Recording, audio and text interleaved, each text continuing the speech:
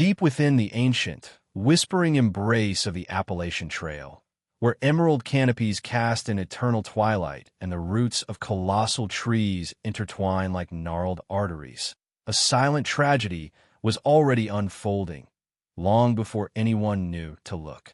The year was 2001, and the vast, unfeeling wilderness was about to swallow a vibrant soul whole, leaving behind a void that would ache for nearly 2 decades.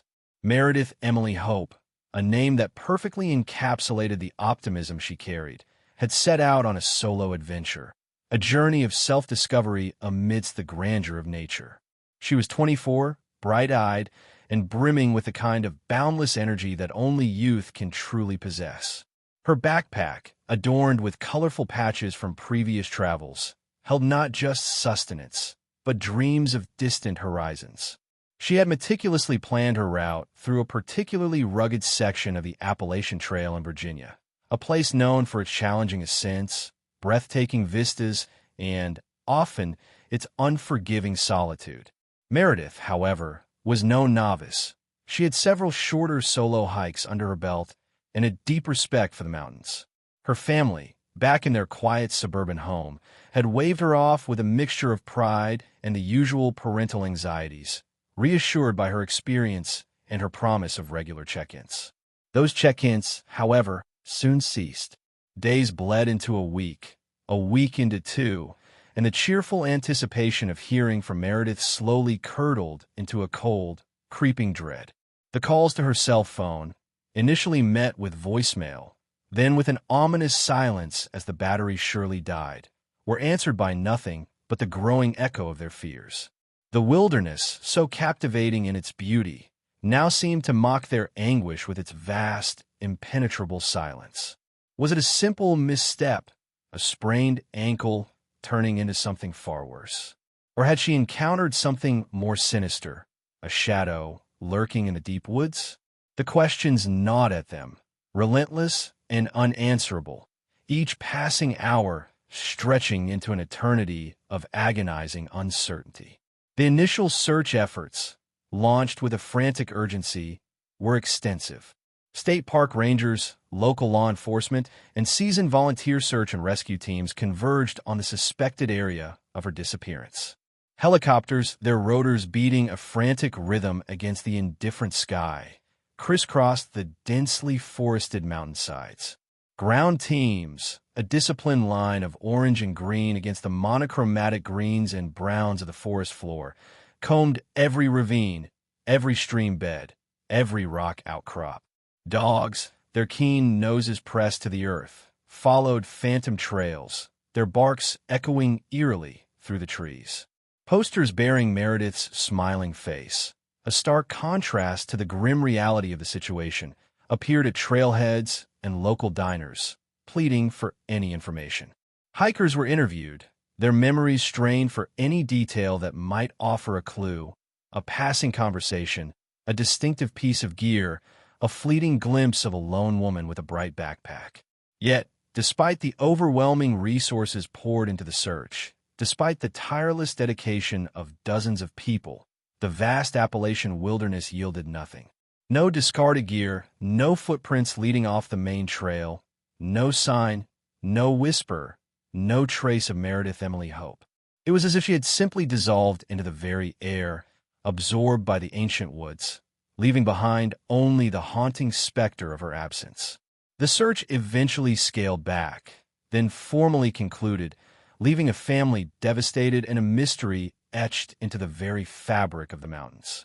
The case went cold, a file gathering dust, another unsolved disappearance added to the myriad tales of those lost to the wild. Yet, for her family, the search never truly ended. Every rustle of leaves in the wind, every distant siren, every news report of a recovered hiker reignited a flicker of desperate hope, only for it to be extinguished by the harsh light of reality. The Appalachians, stoic and indifferent, held their secret close, guarding it with the patient silence of centuries. 18 years later, the dense foliage of the Virginia Appalachians still stood, largely unchanged, a timeless monument to nature's enduring power. The world outside had spun forward, technologies had advanced, generations had shifted, but deep within those woods, time seemed to move at a different pace. The memory of Meredith Emily Hope had faded from public consciousness, becoming a whispered tragedy, a cautionary tale for those who dared to venture too far off the beaten path. But the mountains remember, and sometimes, just sometimes, they decide to give up their secrets. In the autumn of 2019, as the leaves began their annual fiery transformation, a group of experienced backcountry campers, a trio of friends named David, Sarah, and Mark, embarked on a multi-day trek through a remote, rarely traversed section of the same wilderness where Meredith had vanished. They were seasoned outdoors enthusiasts equipped with modern GPS devices, satellite phones, and an intimate knowledge of survival skills. Their route took them far from the established trails, into an area where the forest had long reclaimed any semblance of human intrusion. They sought true solitude, the kind of profound quiet that only untouched wilderness can offer. On their third day, after a particularly arduous climb up a steep, overgrown ridge, they decided to set up camp near a small, winding creek, a place not marked on any conventional map. The air was crisp, carrying the earthy scent of damp leaves and pine needles. As David gathered firewood, his eyes scanned the uneven ground, searching for suitable kindling.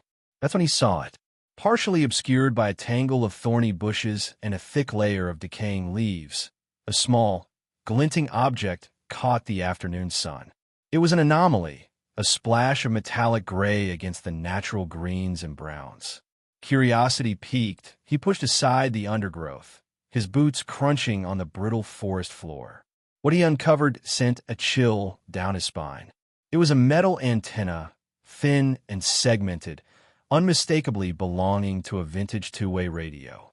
Its design was archaic, a relic from a bygone era of outdoor communication. Sarah and Mark, drawn by David's sudden silence, joined him, their faces shifting from easy camaraderie to serious concern as they recognized the significance of the find. This was not a piece of modern gear. It was old, very old, and it was out of place. The discovery triggered an instinctive shift in their mindset. The casual joy of their camping trip was replaced by a somber awareness, a sense that they had stumbled upon something far greater than a discarded piece of trash. They knew, without a doubt, that this antique antenna belonged to a story, a history that the forest had patiently guarded. The very fact that it lay so deep within an untraversed section of the wilderness suggested a long-forgotten event, a puzzle waiting to be reassembled. The excitement of discovery was tempered by a growing unease, a feeling that they were treading on sacred, tragic ground. They marked the GPS coordinates precisely, took photographs of the antenna in situ, and, with a shared understanding, decided to cut their trip short. The wilderness, which had initially promised tranquility, now pulsed with an unspoken narrative, a silent testament to a life that had likely ended here years ago, far from the reach of human help. The antenna, a seemingly insignificant piece of metal, became a powerful conduit, bridging the vast gulf of 18 years, finally offering a whisper of truth from the heart of the Appalachian silence. It was the first tangible clue, a rusted arrowhead pointing towards a long-dormant mystery about to be unearthed. The discovery of the antique radio antenna ignited a dormant spark in the cold case files. When David, Sarah, and Mark reported their find to the authorities, presenting the detailed GPS coordinates and photographs, a flicker of recognition passed through the seasoned investigators who remembered the agonizing search for Meredith Emily Hope. The location, though remote, was disturbingly close to the generalized area where Meredith was believed to have disappeared. The vintage nature of the antenna perfectly matched the kind of gear a hiker in 2001 might have carried, especially one who preferred older, reliable equipment. This wasn't just another piece of litter in the woods. This was a signal, a faint but clear broadcast from the past. The lead investigator, a grizzled veteran named Detective Miller, who had been part of the original search team, felt a familiar knot of dread and hope tightening in his stomach. For years, Meredith's case had haunted him, A lingering question mark in his career, a youthful life swallowed whole. He authorized an immediate, concentrated return to the site. This time, however, the approach will be different. Modern forensic techniques, vastly improved since 2001, would be employed.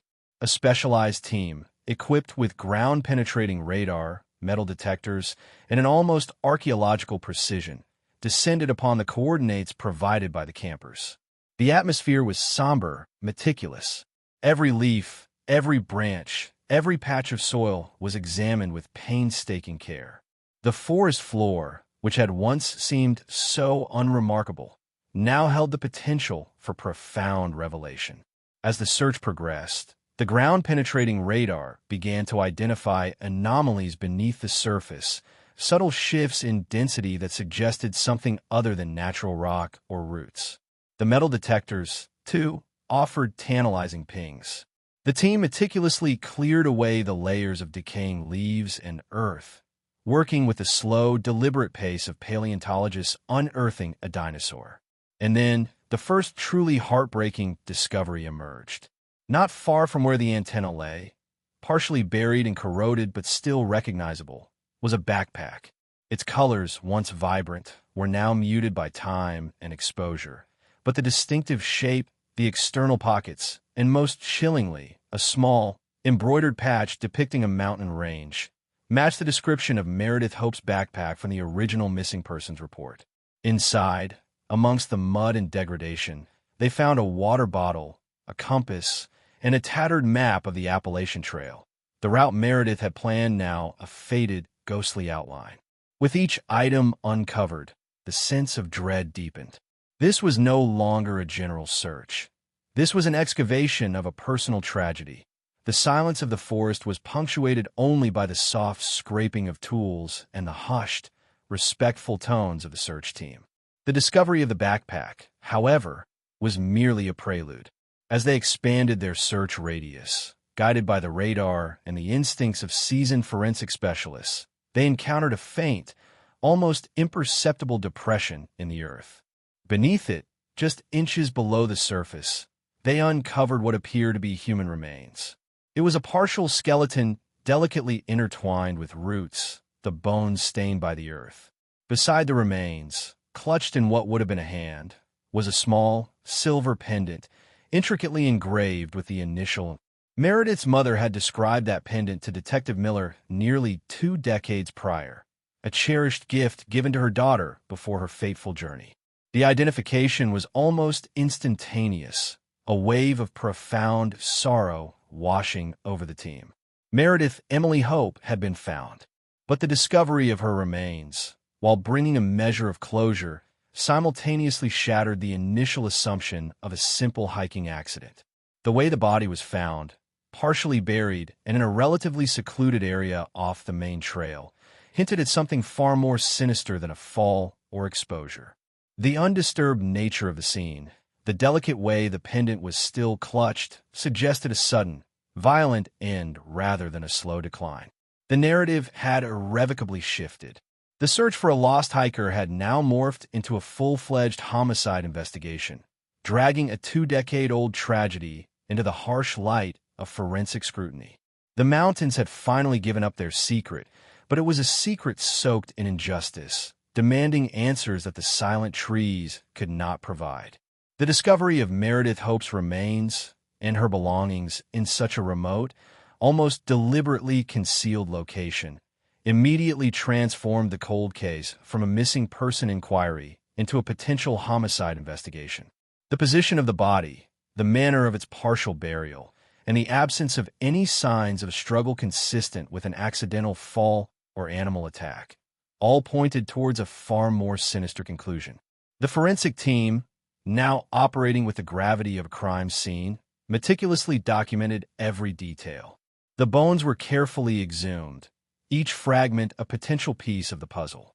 The backpack and other personal effects were sealed for further analysis, now viewed not as relics of a lost hiker, but as crucial evidence. Back in the lab, the medical examiner, Dr. Eris Thorne, a specialist in skeletal remains, began the painstaking process of piecing together Meredith's final moments. The initial findings were grim. Examination of the skeletal structure revealed several fractures, including those consistent with blunt force trauma to the skull. These were not the kind of injuries one would typically sustain from a simple fall. Furthermore, an unsettling detail emerged during the cleaning of a small bone fragment near the rib cage, a peculiar, almost unnatural indentation. It was subtle, barely visible, but to Thorne's trained eye, it spoke volumes. This mark, combined with the other trauma, began to paint a disturbing picture. The focus shifted from how Meredith died to who might have caused her death.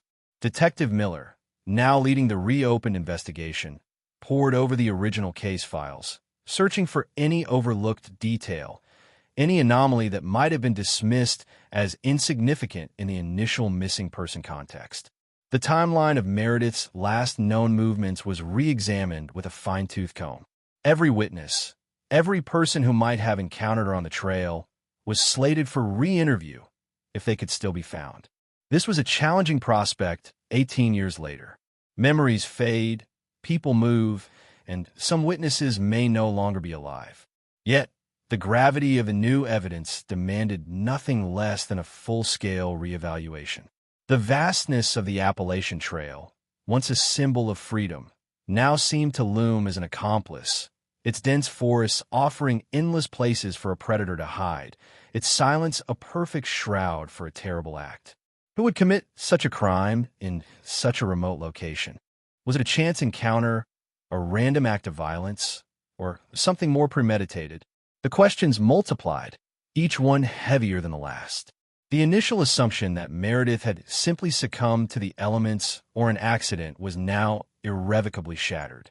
A dark, human element had entered the narrative, replacing the natural dangers of the wilderness with something far more chilling. This wasn't a tragedy of nature. It was a tragedy of man, lurking in the shadows of an otherwise pristine environment. The discovery demanded justice, a voice for the silence of 18 years. The true breakthrough came not from a re-interview, but from a meticulous forensic examination of the bone fragment. Dr. Thorne, working late into the night, had been increasingly bothered by the unique indentation on the rib cage. It wasn't a standard fracture, nor was it consistent with a bite mark from an animal. It was too clean, too precise, almost as if something had been pressed into the bone with considerable force. Using advanced microscopic imaging and 3D reconstruction techniques, he was able to create a highly detailed model of the indentation. What he saw sent a jolt of recognition through him, and a cold dread through Detective Miller when he received the call. The indentation was consistent with the tip of a projectile, but not a bullet. It had a peculiar, almost barbed shape. Consulting with archaeological and ballistic experts, a startling conclusion began to form. The indentation was a perfect match for the tip of a specific type of hunting implement, a broadhead arrowhead. But not just any broadhead.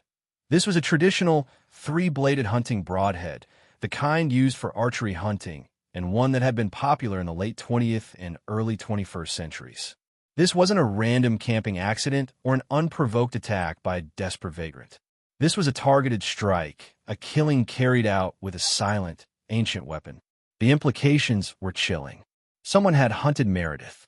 Someone had stalked her through the wilderness and brought her down with an arrow. This wasn't a sudden, chaotic encounter. It suggested a degree of planning, an understanding of the woods, and a cold, calculated intent.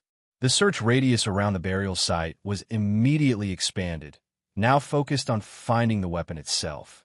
The team returned to the scene with renewed urgency, meticulously raking through the undergrowth, using more powerful metal detectors, their movements even more precise. Every square foot was examined, the ground now viewed not just as soil, but as a potential repository of a murder weapon. For days, they found nothing but the expected detritus of the forest. Then, deep within a tangle of roots, partially rusted and camouflaged by years of decay, a searcher's metal detector gave a strong, consistent ping. Carefully, painstakingly, they unearthed it. It was a three-bladed broadhead arrowhead, still attached to a fragment of what appeared to be a carbon fiber arrow shaft. The arrowhead, though corroded, still bore the distinctive shape that Dr. Thorne had described. It was a grim, undeniable match. The finding was a gut punch. It meant Meredith hadn't just been killed, she had been hunted. The hunter had then gone to the trouble of burying her, attempting to erase his crime from the face of the earth, believing the wilderness would hold his secret forever. The discovery of the broadhead not only provided the definitive cause of death, but also painted a horrifying picture of Meredith's final moments. Ambushed, perhaps from a hidden vantage point, by an unseen assailant with a silent weapon, her final scream swallowed by the vast, indifferent forest. The emotional impact on the investigative team, particularly Detective Miller, was profound. The initial hope of providing closure to a grieving family had now transformed into a burning need for justice. The killer had walked free for 18 years, living with the knowledge of his heinous act, while Meredith's family had suffered in agonizing uncertainty. The arrow was no longer just a weapon. It was a silent accusation, a demand for accountability that echoed through the ancient trees. The case had become a dark testament to human cruelty, hidden in plain sight for nearly 2 decades, now finally brought to the surface by a twist of fate and the unwavering dedication of a few. The hunt for Meredith Hope's killer had truly begun. With the recovery of the broadhead arrowhead, the investigation roared to life with a terrifying new clarity. This wasn't just a cold case. It was an active murder hunt, 2 decades in the making.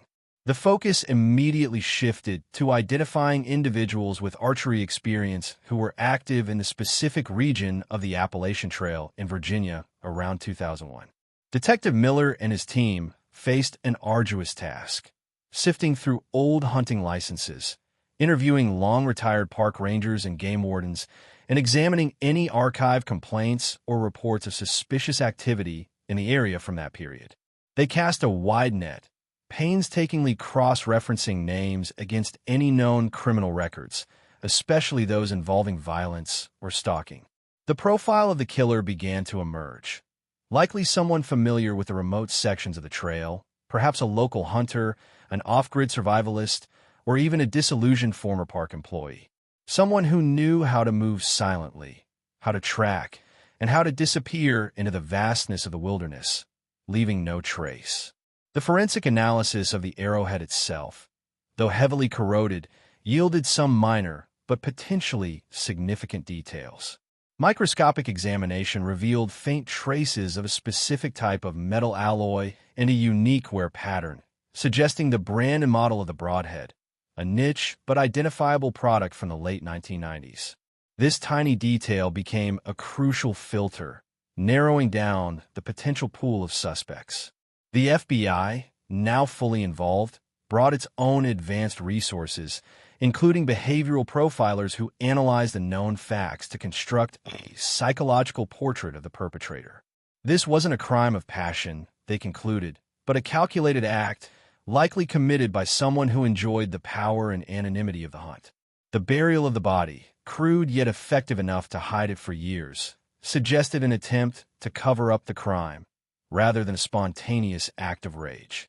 The team also re-examined the initial search efforts from 2001, looking for anyone who might have exhibited unusual behavior or seemed overly helpful or, conversely, suspiciously aloof. No detail was too small, no tangent too obscure to pursue. The reopened case sent ripples through the small, tight-knit communities surrounding the Appalachian Trail. Old rumors resurfaced.